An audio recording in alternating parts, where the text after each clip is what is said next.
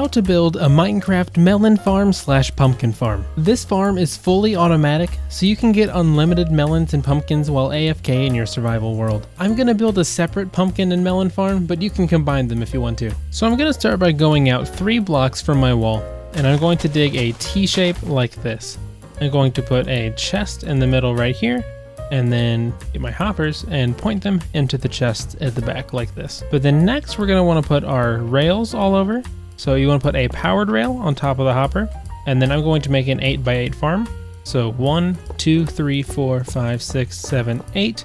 And then we want a bunch of powered rails somewhere. So I'm gonna pick the middle, and I'm going to make another 8. So 1, 2, 3, 4, 5, 6, 7, 8. And I will replace these with redstone blocks.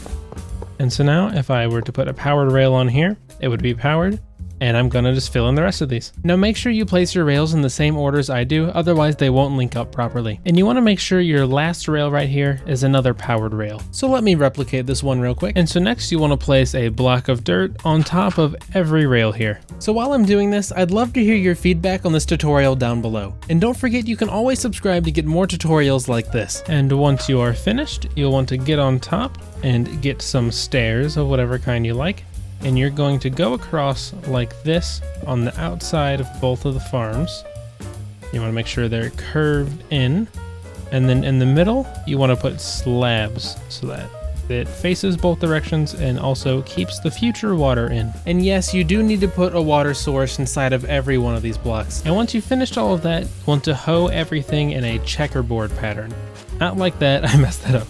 So checkerboard pattern like this. I think you know what a checkerboard pattern is. So I'll be planting my pumpkins on the left side farm and my melons on the right side farm. And once you've done this, you'll want to go up 2 blocks somewhere, and you want to place an observer facing down on top of everything you've planted. I still don't technically know which side of the observer is the front, but just make it match the way I did it. So now if you go back a block and then put some in front of you, you can put a trapdoor on the front, and if you close it, it'll put you in a crawling animation.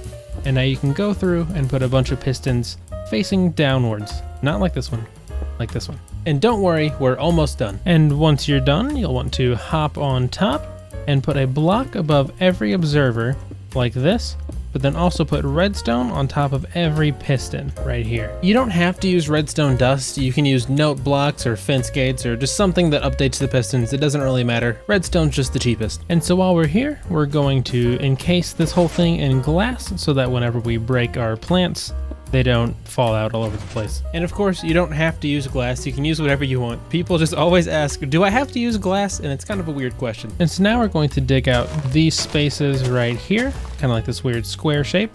We're going to have a comparator point out of each of these hoppers. It goes through a block to a torch, that goes through a block to a repeater, that goes through a block into these powered minecarts. And so if you break these blocks here and put levers here, you can turn off the minecart to save lag. However, I did forget to put a redstone block under this one. So you're gonna put a redstone block under this rail, put a block, and then a minecart. So let's go over here, put a redstone block. I used the wrong tool, but whatever. Powered rail, block, and minecart.